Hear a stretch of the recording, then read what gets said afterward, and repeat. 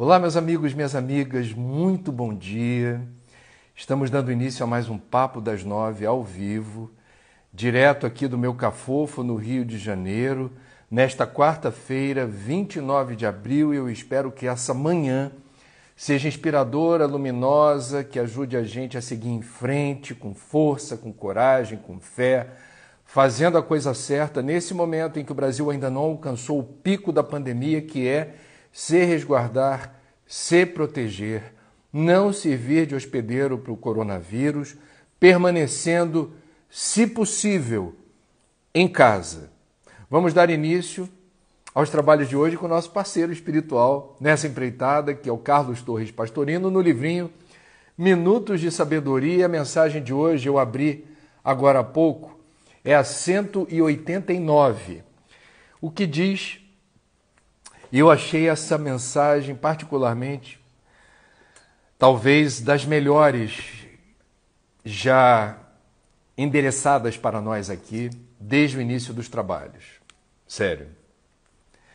Desperte para a vida, medite em suas responsabilidades perante a humanidade e perante Deus.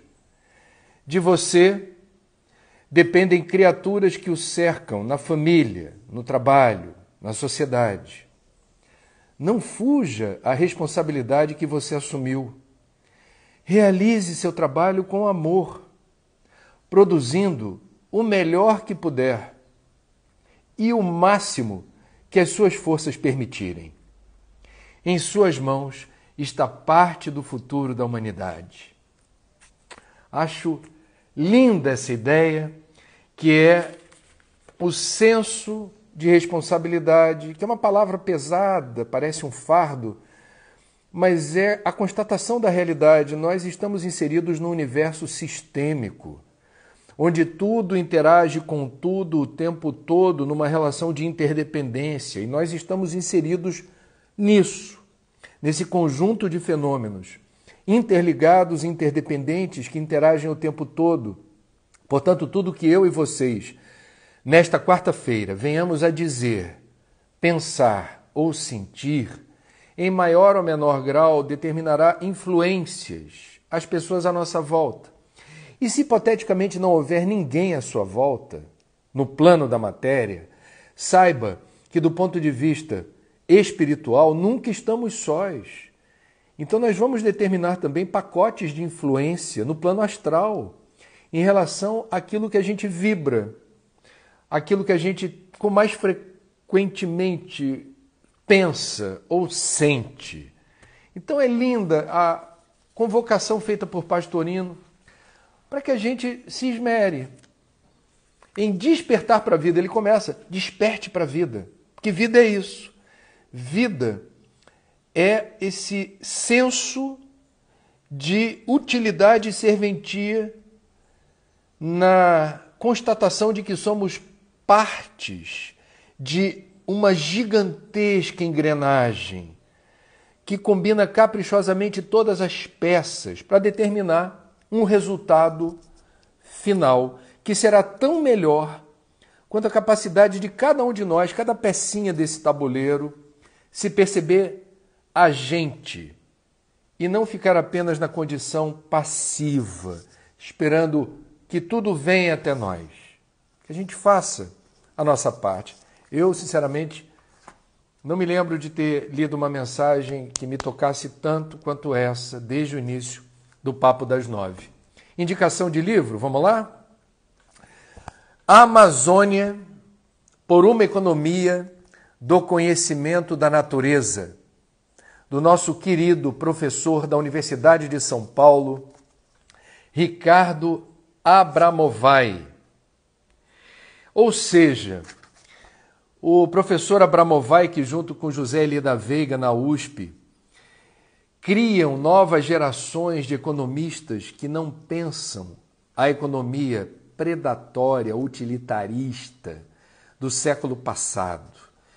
Eles fomentam reflexões e demonstram, tanto o Ricardo Abramovay quanto o José Elie da Veiga na USP, a possibilidade da gente usar com sabedoria os recursos da natureza. Então, esse estudo do professor Ricardo Abramovay revela como nós poderíamos estar explorando com inteligência, com sabedoria, aquilo que a Amazônia nos oferece, promovendo a qualidade de vida dos povos da floresta, dos pescadores, dos caboclos, dos ribeirinhos e da população que vive nas capitais dos estados amazônicos, sem que desenvolvimento seja sinônimo de destruição.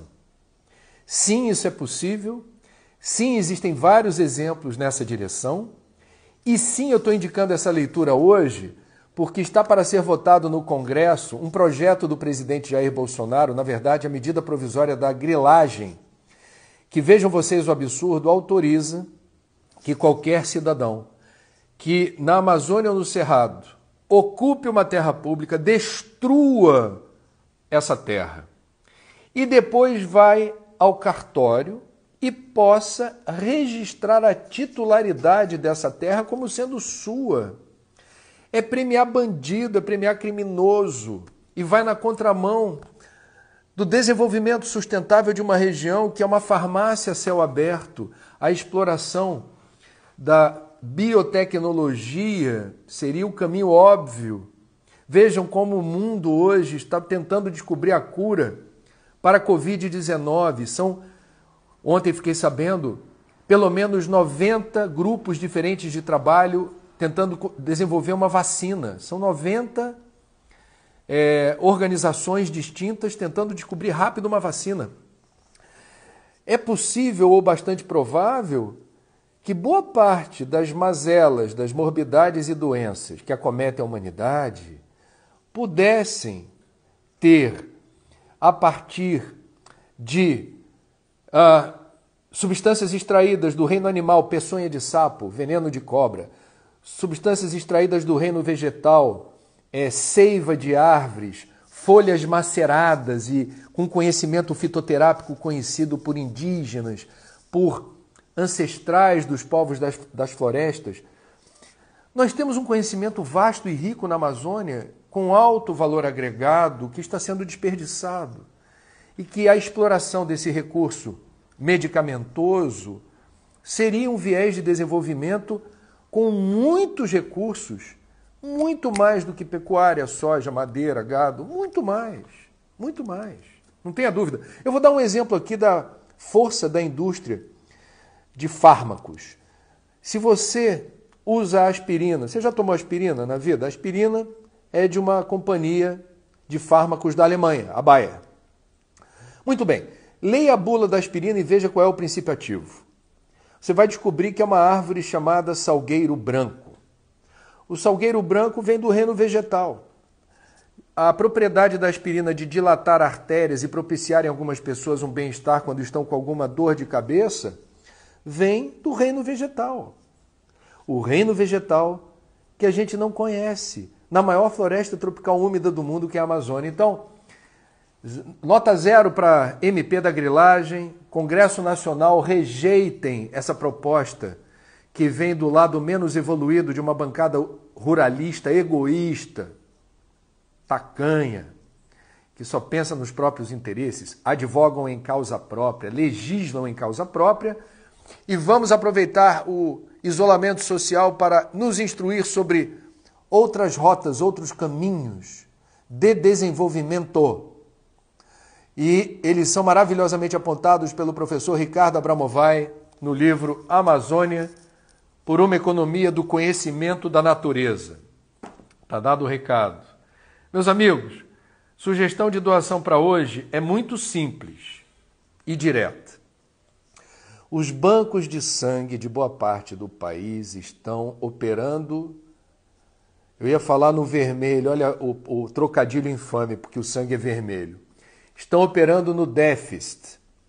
Portanto, nós precisamos, que temos a condição de nos habilitar como doadores, procure o banco de sangue mais próximo da sua casa, informe-se sobre as condições da doação. Os bancos de sangue são lugares invariavelmente seguros, onde não há risco de você ser contagiado, adquirir uma doença a partir desse gesto de amor de doar o seu sangue. E o único cuidado, obviamente, é no deslocamento até o banco de sangue e no retorno para sua casa. No mais, é um gesto de amor necessário e urgente porque os acidentes não deixaram de acontecer. A necessidade de transfusão em cirurgias emergenciais não relacionadas à Covid-19 precisam de sangue. E porque cessamos a atividade social e a circulação de pessoas, os bancos de sangue se ressentiram. Então, se a gente pode ajudar, por que não? Né? É uma sugestão. Pensem nisso. Bom, vou fazer um briefing de notícias, como eu sempre faço aqui, com a paciência de vocês. Sou jornalista, gosto de dar um pupurri do que mais me chamou a atenção em relação ao noticiário.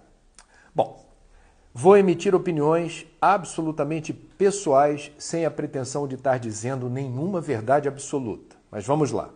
Tivemos uma coletiva de imprensa ontem do Ministério da Saúde com a presença do novo ministro Nelson Tais. Muito frustrante.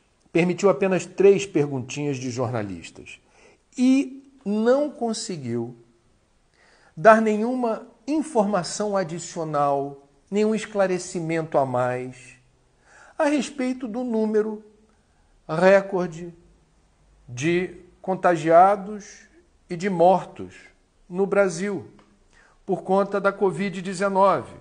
Portanto, a gente está falando de números novos, emblemáticos, que nos causam alguma apreensão e perplexidade, não a nós que estamos acompanhando o que os profissionais de saúde estão dizendo. Tudo isso, em certa medida, estava previsto e foi previsto pelo ex-ministro da Saúde, o Mandetta. A gente ainda está na ascendente. Agora, ontem foi um dia emblemático. Por quê?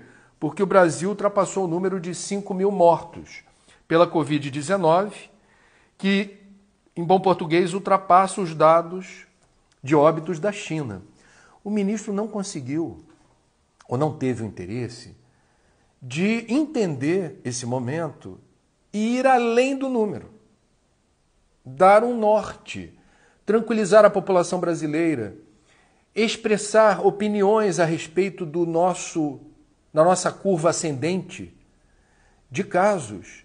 Ele foi absolutamente protocolar. A minha colega Mônica Waldvogel, no Em Pauta ontem da Globo News, que eu participei também, disse, parecia um anúncio do almoxarifado, falando assim, não, nós já conseguimos não sei quantos respiradores, nós estamos ajudando tal e tal estado, estamos fazendo a nossa parte. Não, estamos mal acostumados com o ex-ministro Mandetta e seus auxiliares que conseguiam abrir perguntas e permitir que o fluxo de informações atendesse à demanda de respostas.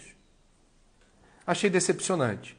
Também achei decepcionante neste momento em que o governo do Amazonas solicita ajuda federal para enviar por aviões caixões, porque o estoque de caixões no Amazonas, dado que o número de óbitos no intervalo de tempo curto pela Covid-19 fez acontecer em Manaus e outras cidades do Amazonas o que a gente viu acontecer em outros lugares do mundo, o governo federal se recusou a ajudar o governo do Amazonas.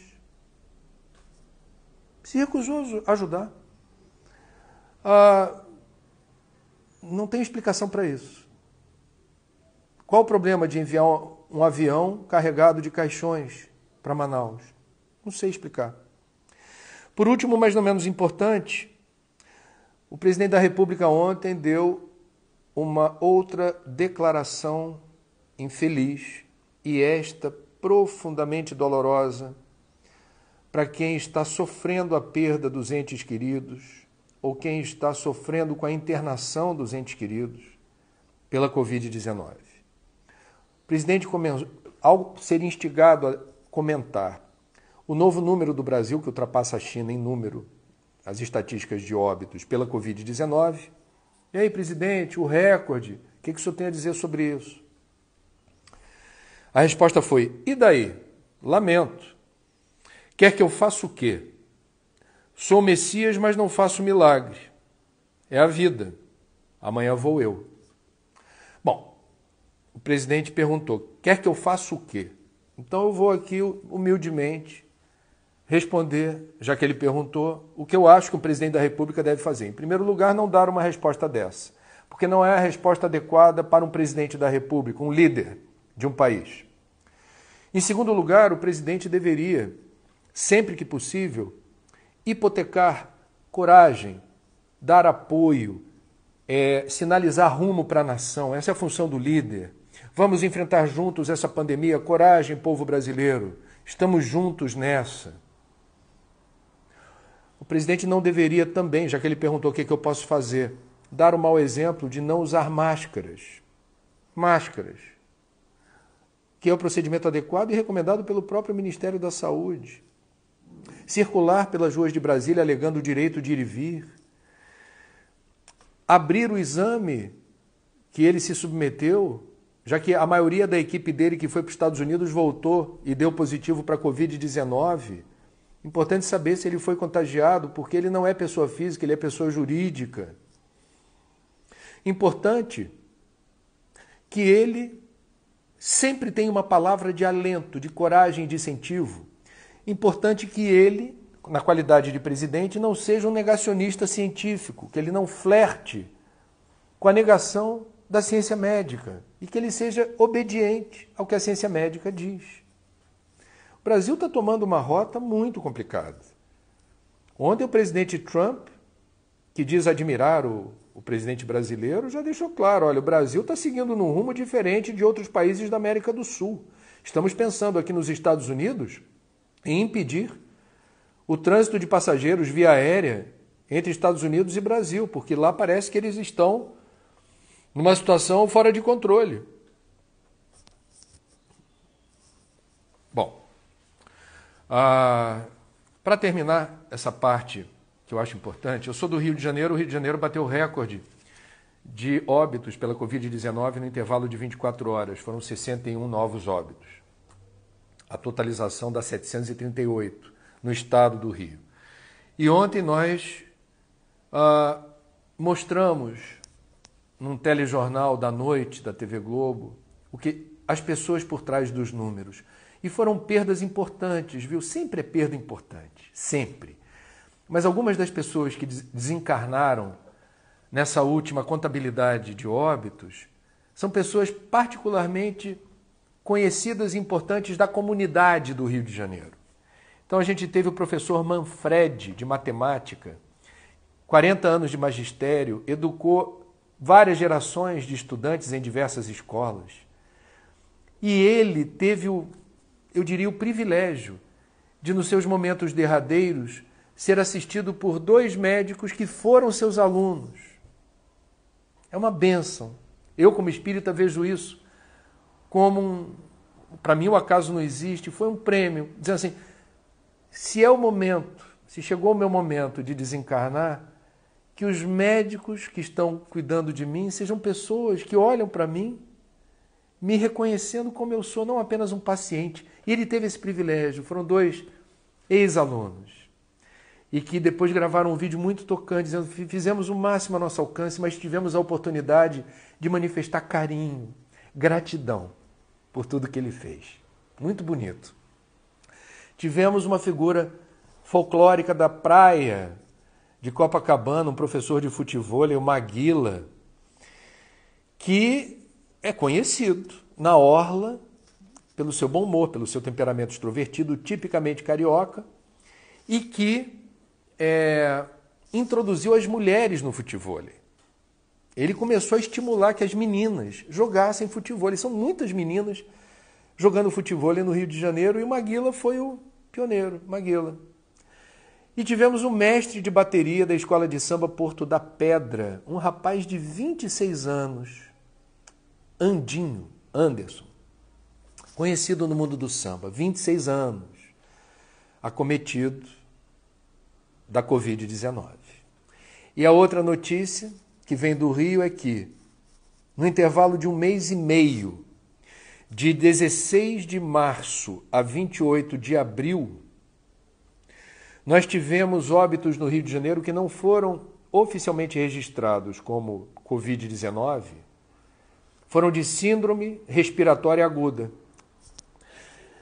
Só que o crescimento nesse período de 1 mês e meio, em relação ao mesmo período do ano passado, de óbitos por síndrome respiratória aguda, essa estatística deu um salto de 2.500%. Significa dizer que aí estão as subnotificações. O número de óbitos é muito maior do que esses 5.000 que apareceram ontem oficialmente no Brasil e que já batem a China. Fiquem em casa. Outro dado importante, Santa Catarina é um estado que vem se destacando pela flexibilização provavelmente precoce da circulação de pessoas. O governo do estado de Santa Catarina começou e algumas prefeituras, a flexibilizar de 2 semanas para cá, hein, gente?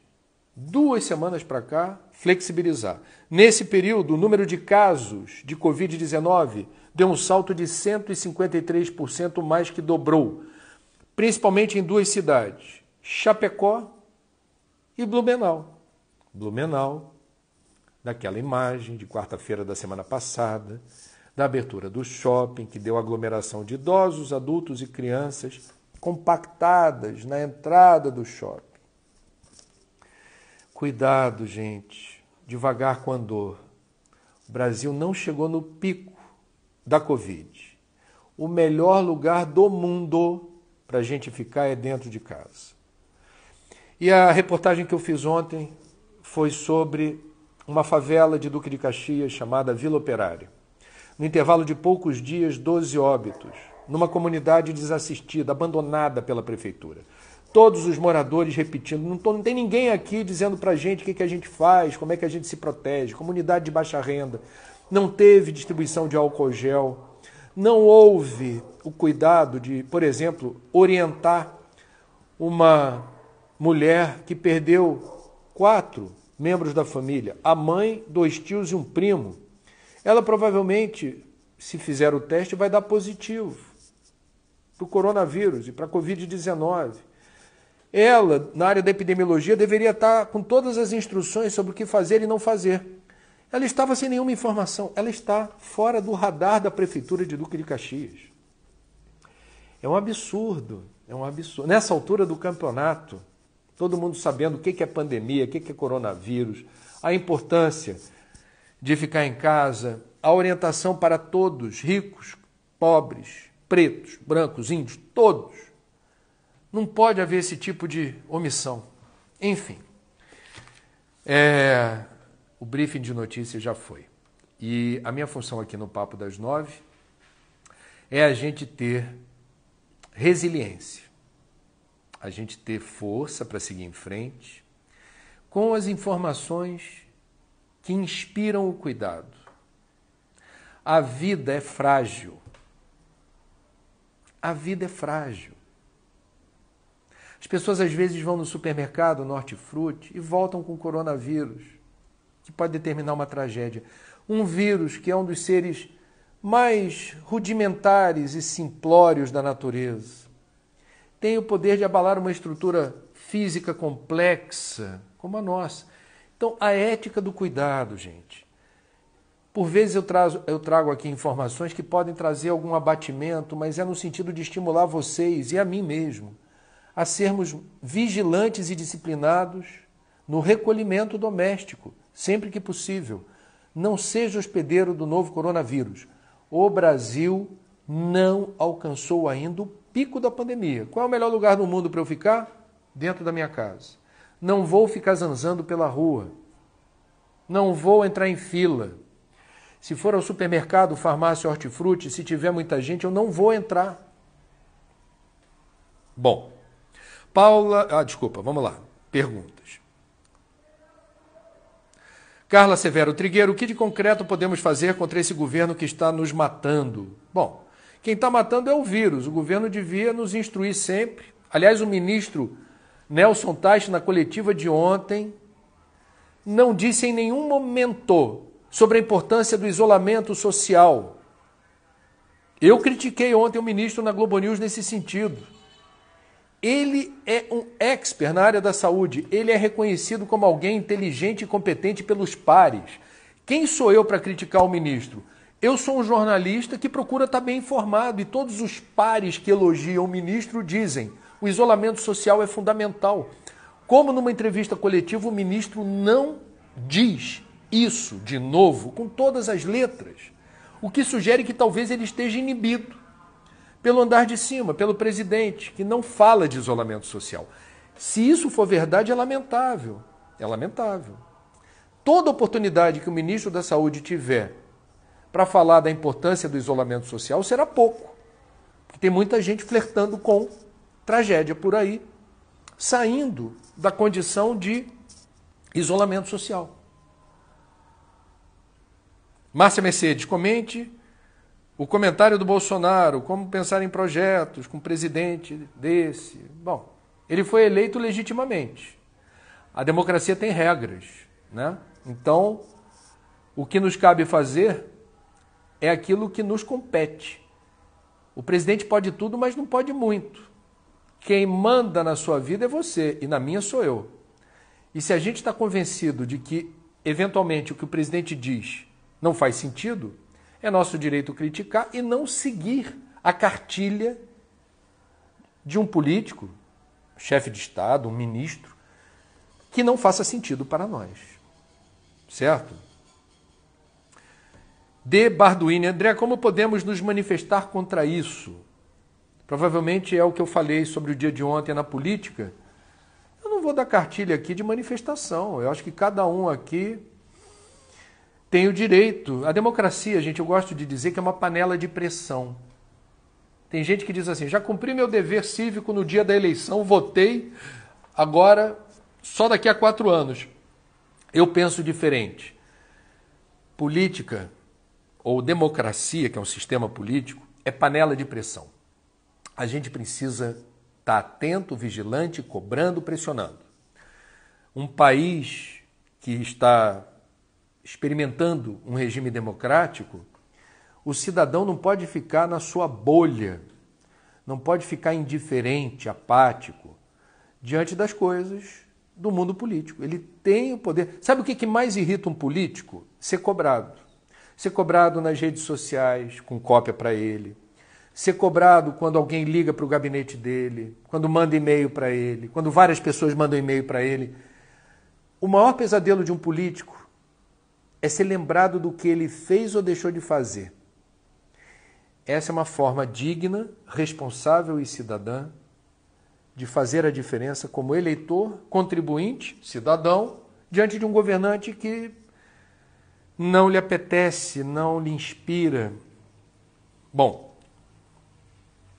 Oscar Malta, André, você não acha que já deveriam estar fabricando esses ventiladores que ficam prontos em 2 horas? Tem pessoas morrendo por falta dele. Oscar, o ventilador fica pronto em 2 horas, mas tem regra no galinheiro. Você precisa ter uma linha de montagem, você precisa ter os protocolos de aprovação da Anvisa, você precisa ver se aquele equipamento ele tem risco de incêndio, você tem que ver se ele obedece aos critérios de equipamentos médicos, do ponto de vista da configuração mesmo. Não é, bota um ventilador aí. A gente precisa licenciar um produto segundo normas técnicas. Se é um produto que vai ficar numa UTI, essas normas técnicas, penso eu, são mais restritivas. Inclusive do ponto de vista do material usado para esse ventilador não ser vulnerável a algum tipo de contaminante. Eu estou falando aqui de chofre, mas não é assim. Bota para vender, bota, disponibiliza, faz em 2 horas e distribui. A gente precisa usar os componentes corretos, certificados, aprovação dos órgãos competentes. Eu não sou contra a burocracia quando ela é em favor da segurança. Tá? Paula Bacilar, André, bom dia. Como os espiritualistas entendem em algumas situações a vitória do bem sobre o mal? Olha, essa é uma pergunta que inspiraria uma reflexão profunda. Eu vou evocar aqui o que é muito inspirador para mim, que é a filosofia oriental, no sentido de que o que a gente convencionou chamar de bem e mal são absolutamente complementares. num universo onde a polaridade explica o equilíbrio. Esse universo tem berçário de estrelas e tem buraco negro. De um lado, a fábrica de novas estrelinhas, berçário de estrelas. Do outro lado da galáxia, buraco negro, dragando toda a matéria. Aí alguém vai dizer, o berçário de estrelas é o bem, o buraco negro é o mal? Eu não diria isso. Eu não diria isso.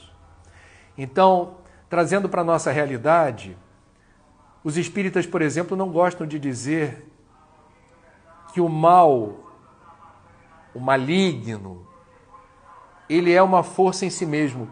Os espíritas gostam de dizer que o mal é a ausência do bem. É uma forma sutil de fazer uma outra leitura dessa situação. Tornando mais complexa essa reflexão, alguém haverá, na Páscoa eu comentei isso, no sábado da Malhação de Judas, né? Eu fiz essa reflexão. Judas, traidor de Jesus. Aí a gente vai parar e pensar, teologicamente. Bom, mas Judas permitiu o suplício, o martírio, a crucificação e a morte de Jesus, sem a qual não haveria ressurreição. E a morte de Jesus foi profetizada. O Messias, o Cordeiro, seria imolado. Então temos uma questão aqui que é como interpretar a figura de Judas nos evangelhos, né? Judas traiu, mas Judas representa o mal?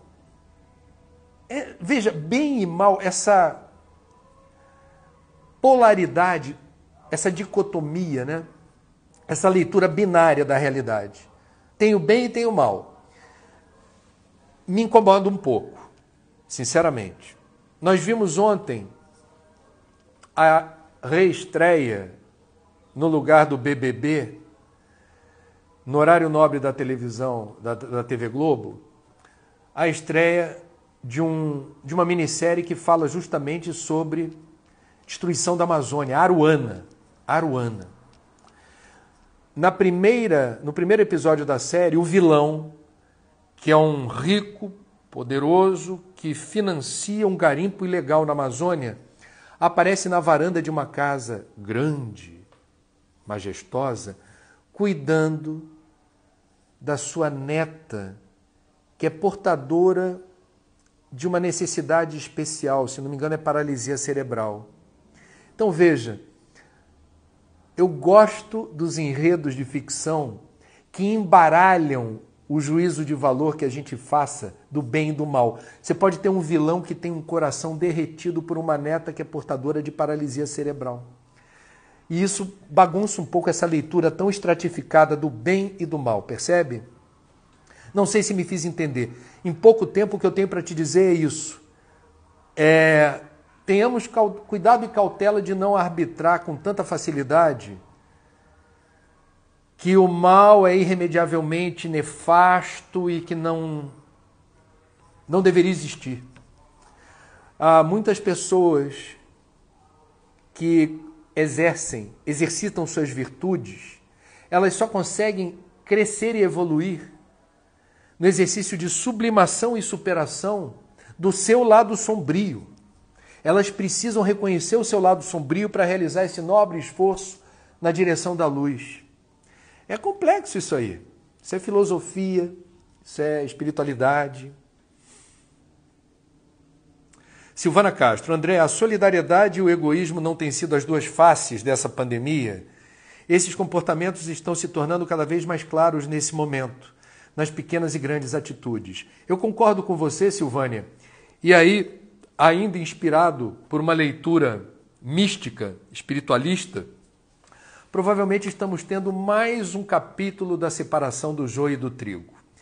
Nós estamos aqui testemunhando quem está imbuído de um espírito coletivo, de um senso comunitário, da preocupação com o próximo.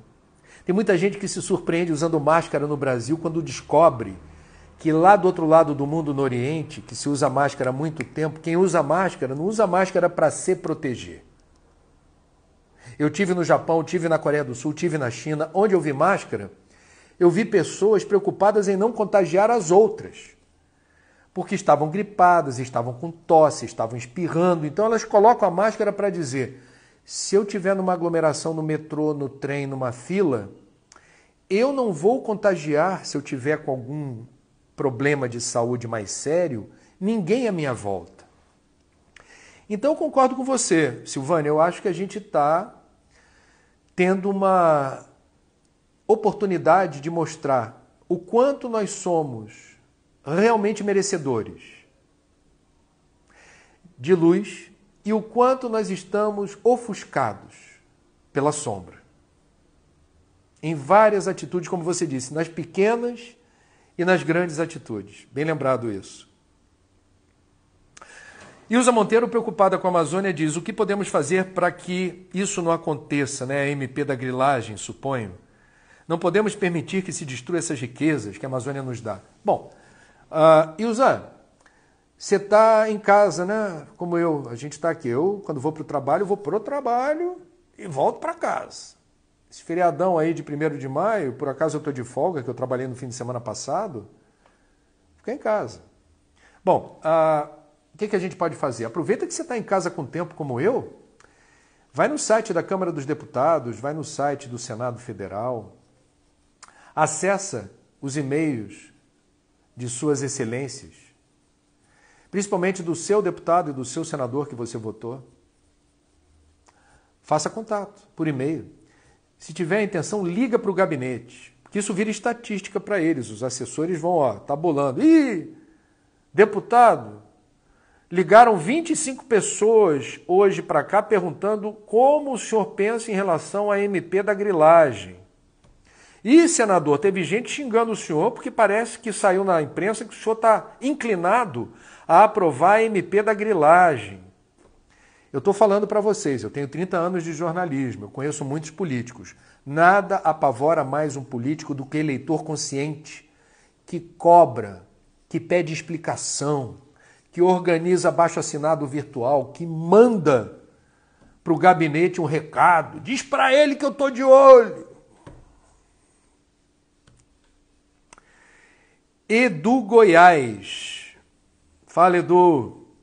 André, o Congresso Nacional está com medo de pedir o impeachment do Bolsonaro? Ele usa a palavra impedimento. Fechei com você. Impeachment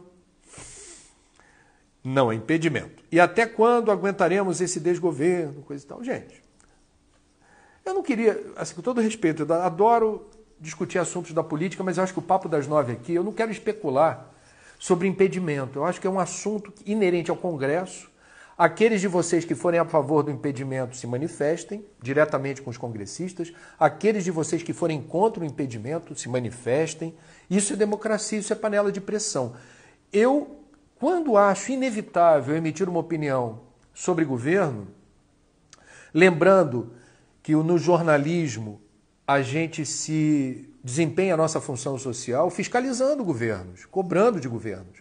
Cobro do governo Bolsonaro como cobrei do governo Temer, como cobrei do governo Dilma, como cobrei do governo Lula, como cobrei do governo FHC, como cobrei do governo Itamar, como cobrei do governo Collor. Eu sou jornalista desde o governo Collor. A minha função na vida é cobrar, com dados, com fundamento, não é cobrar como se fosse uma cobrança aleatória. Bom.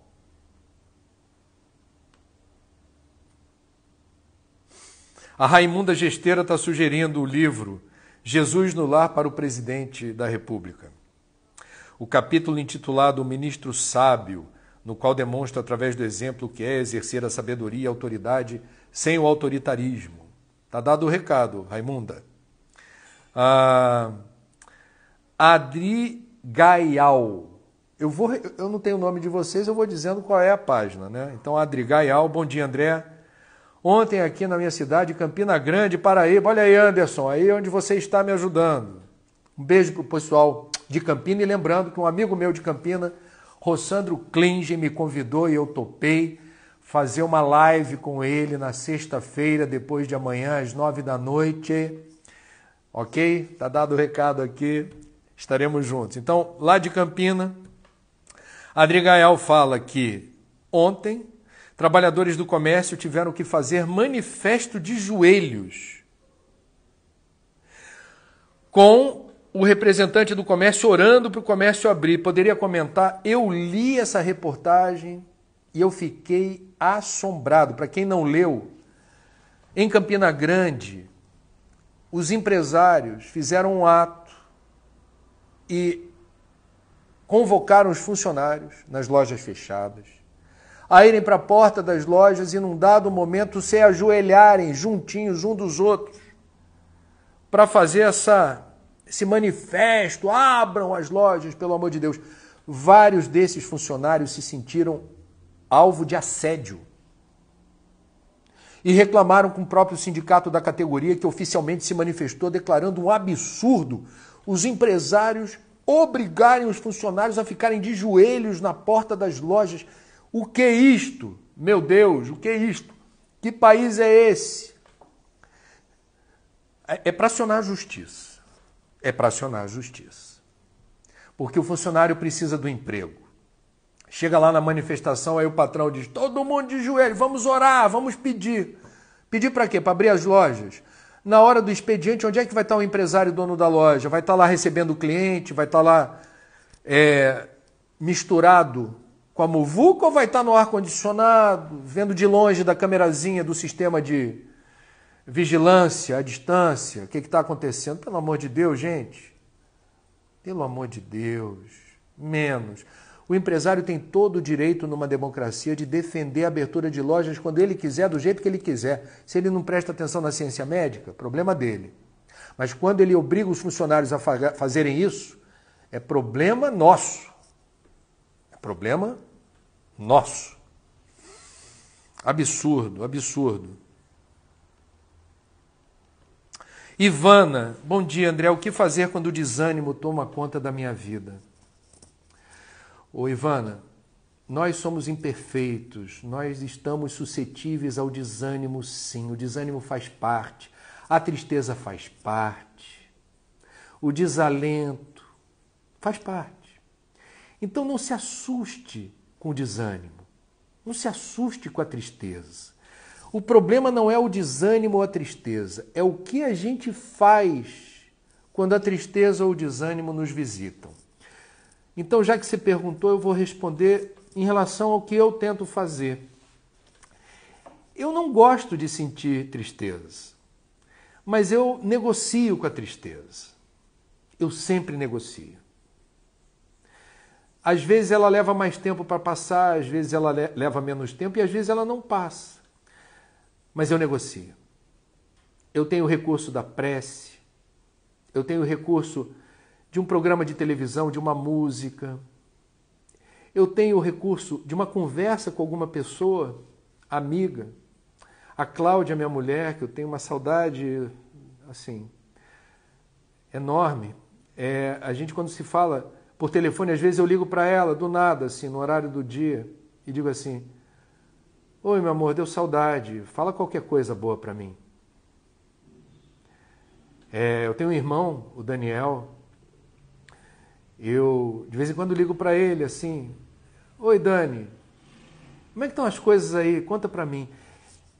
É o que eu falo, mas por dentro, sabe o que meu coração está dizendo? Dani, eu estou com uma saudade tão grande. Fala qualquer coisa para mim. Então, isso faz parte. Ivana, estamos juntos nessa. Faz parte. A gente é humano. Então, não queira ser uma super mulher, a super Ivana, que não tem tristeza, não tem desânimo. Agora, quando isso acontecer com você, reaja da forma mais complacente e saudável, dizendo: ok, hoje está difícil ficar alegre o tempo todo, hoje está difícil ter ânimo, mas eu estou aqui. Eu estou aqui. E eu vou tentar enxergar a metade cheia do copo. Então, Ivana, eu estou falando de mim, estou me expondo publicamente, porque eu levo em consideração o alcance da tua pergunta, que talvez seja a colocação de muitos que nos acompanham aqui. Eu começo o meu dia tentando sempre enxergar a metade cheia do copo. Obrigado, Senhor, pela saúde. Obrigado pelo lugar em que eu estou, meu abrigo, meu apartamento. Obrigado pela comida que não me falta. Nem sempre como o que eu gosto, mas é por incompetência minha. Eu tenho comida, tenho saúde, posso dizer, ainda tenho trabalho, num país onde tantos milhões de pessoas não conseguem subsistir com dignidade. Obrigado por ter família, amigos. Obrigado por eles existirem e me socorrerem. Obrigado pelo meu guia, pelo meu mentor, pelo meu anjo da guarda. Obrigado por estar vivo nesse planeta, nesse momento. E poder lidar com essa situação de uma forma minimamente saudável. Enxergue a metade cheia do copo. Para a gente nunca perder de vista que, apesar dos muitos problemas que a gente, por vezes, tem a competência de ficar enxergando à nossa volta, eu tenho certeza, Ivana, que você haverá de reconhecer uma condição de privilégio sua, em algum aspecto da tua vida que não pode ser ignorado. Lembre-se disso. Desculpa aqui a emoção. A gente está aqui de cara limpa, não é um personagem. Não é um personagem. Eu não escolho as melhores roupas. Eu gostaria de estar sempre muito elegante para vocês. Mas eu estou com a máquina de lavar quebrada, estou aqui sozinho no meu apartamento, lavanderia cobra os olhos da cara, eu dou preferência para as roupas de trabalho. Então estou aqui. Não é o meu pijama, mas é uma roupa que eu normalmente não uso em público, uma roupa de casa. Eu estou aqui como eu sou, não fiz barba, lavei o rosto. A emoção faz parte, é do jogo.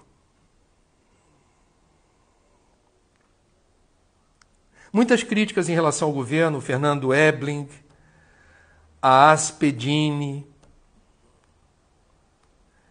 a Tereza Moraes, do Recife.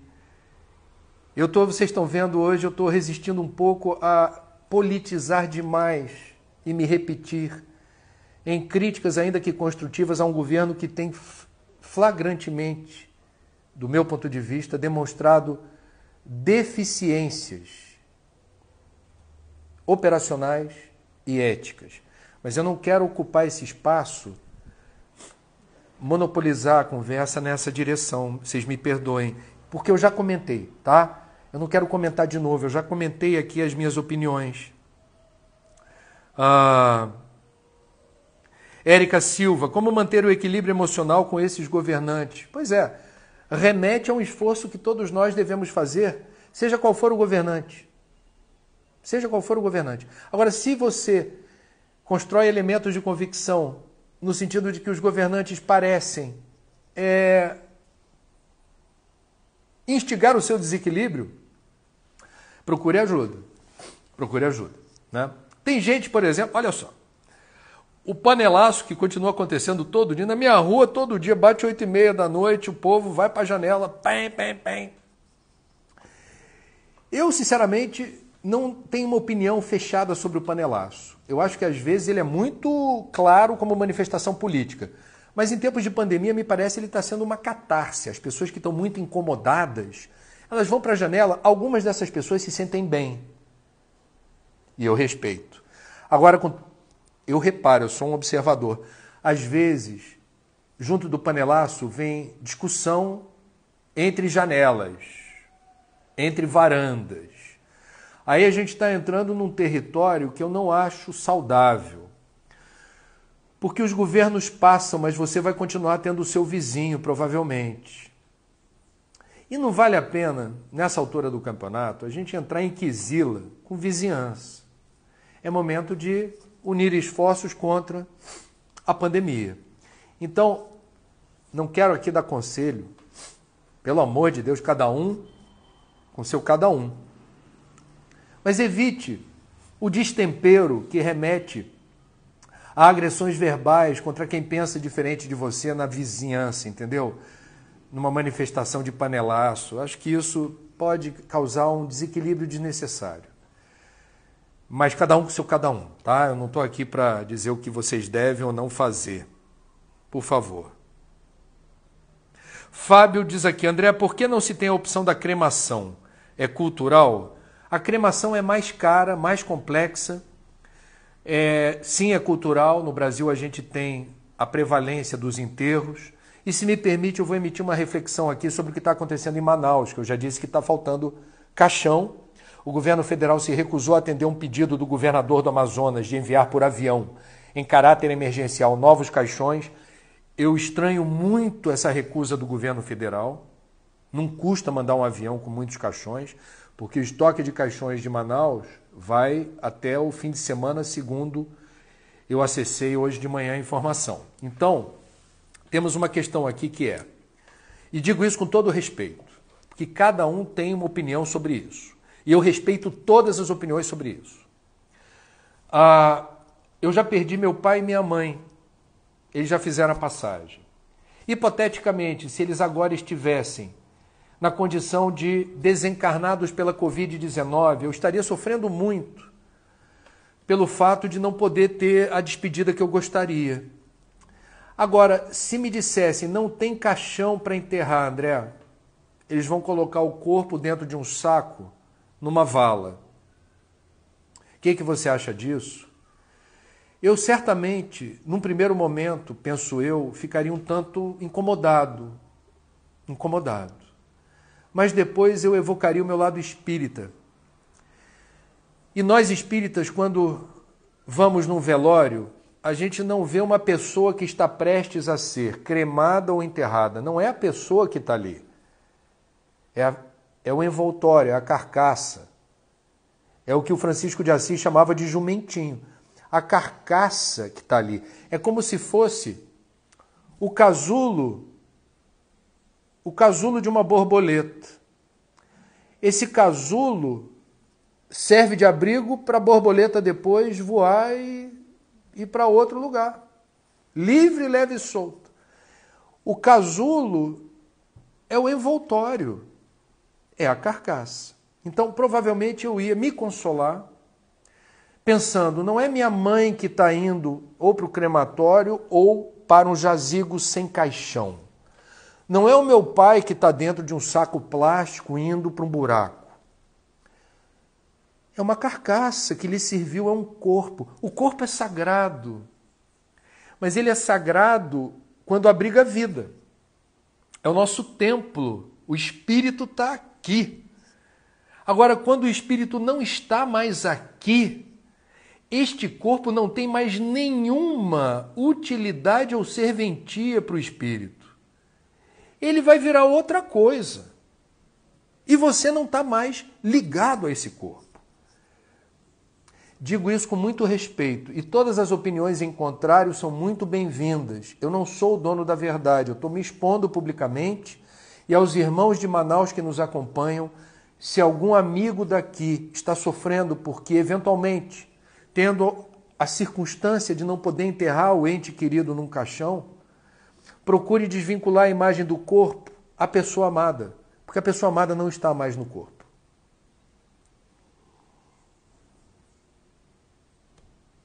Ana Costa, de Alagoinhas. André, o que você acha da liberação dos testes rápidos para a Covid-19 nas farmácias? Todos os especialistas dizem, há uma enorme margem de erro, há imprecisão. Não serve para determinar com precisão cartesiana apenas os exames de farmácia, políticas de flexibilização.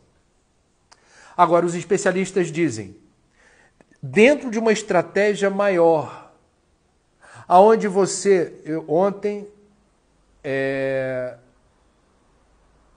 de manhã, cedinho, no jornal local aqui do Rio de Janeiro, um especialista na área da saúde ao vivo disse isso.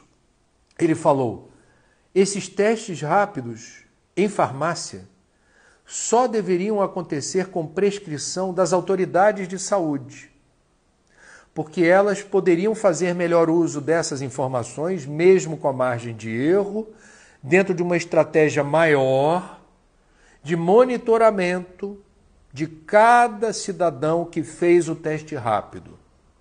É complexo, não é fácil de explicar, mas eu estou te respondendo. Teste rápido em farmácia não tem 100% de eficácia, tem uma margem de erro considerável e não deveria inspirar per si a flexibilização da circulação de pessoas.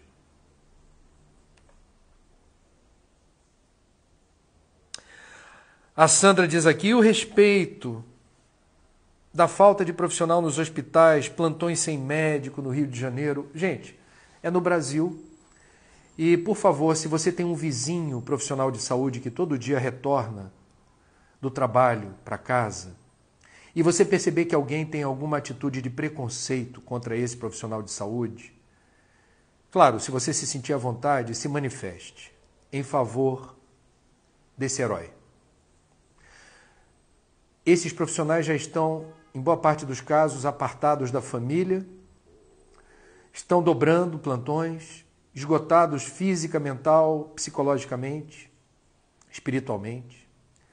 Se sentem muito solitários, deprimidos, aí voltam para casa e percebem que tem um vizinho fazendo abaixo-assinado ou claramente dizendo: você ameaça a nossa saúde, você não deveria vir para cá. Eu fiquei horrorizado quando eu acessei uma história como essa. E se ela acontecer perto de mim, eu não vou me calar. Eu não vou me omitir. É um desrespeito. Eles são heróis. Eles tomam as precauções. E eles merecem a nossa solidariedade.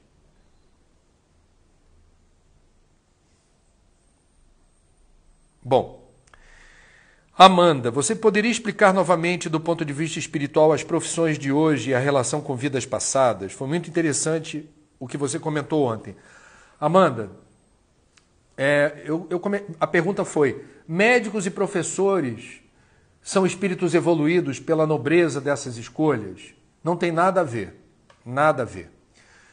O que eu disse é que, em boa parte dos casos, médicos têm essa afinidade com essa profissão e desempenham o seu ofício nessa direção para compensar erros do passado na forma como malbarataram a saúde de si próprios ou a saúde de quem dependia deles, ou aplicaram o curandeirismo de forma irresponsável, ou foram participantes de seitas, ordens espiritualistas onde havia o sacrifício humano.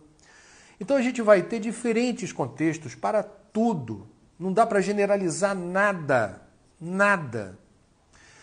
No meio espírita, por exemplo, é muito enganosa a tese de que médiuns são santos, de que palestrantes espíritas são seres iluminados. Em boa parte dos casos, os médiuns estão resgatando terríveis débitos do passado. E a mediunidade que permite o afrouxamento do perispírito e a percepção mediúnica, ouvir vozes, ver desencarnados, a psicografia bem evoluída, bem solta e outras manifestações, nós vamos ter resgate do passado. E palestrantes espíritas, eu costumo dizer isso nas minhas palestras, nós somos os primeiros a ter que prestar atenção nas lições e nos estudos que nós acessamos para repassar a terceiros. Somos devedores da lei. Estar na Terra, do ponto de vista espírita, já significa estar compatível com o mundo de provas e expiações, onde a dor e o sofrimento são tão importantes para a gente seguir em frente. Então tenhamos esse cuidado, evitem as generalizações. Nelson Rodrigues, grande jornalista, tricolor como eu, dizia: toda generalização é burra. É uma frase dura, mas é verdadeira. Evitemos as generalizações.